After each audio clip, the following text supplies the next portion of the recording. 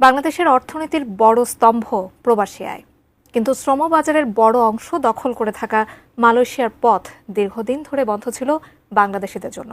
তবে এবার অন্তর্বর্তী সরকারের ম্যাজিকে কপাল খুলতে যাচ্ছে 12 লাখ বাংলাদেশি কর্মীর। বিস্তারিত শিহাব ইসলামের ডেস্ক রিপোর্টে।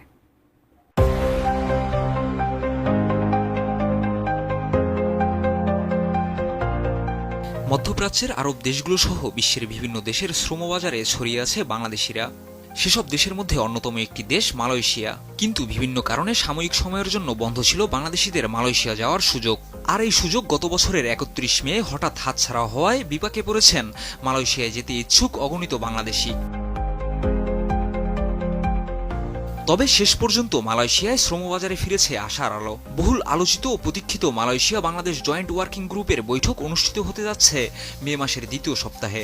পুত্রজায়ায় এই বৈঠকে উন্মোচিত হতে পারে বাংলাদেশি শ্রমিকদের জন্য বন্ধ থাকা মালয়েশিয়ার দরজা। আর এই অর্জনের পেছনে রয়েছে ডক্টর ইউনূসের নেতৃত্বাধীন কূটনৈতিক দক্ষতা।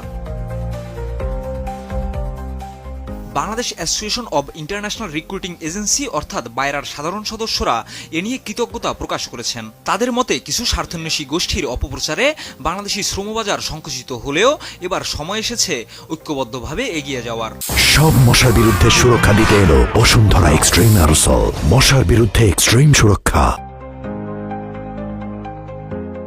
তারা বলেন, বিভিন্ন সময় সিন্ডিকেট, অনলাইন সিস্টেম এবং শ্রম চুক্তিকে দায়ী করে সরকারের ভাবমূর্তি ক্ষুণ্ণ করা হয়েছে। এসব কর্মকাণ্ডের নৈপথ্যে রয়েছে একদল ফ্যাসিস্টের দোসর, যারা পতিত সরকারের এজেন্ডা বাস্তবায়নে ব্যস্ত।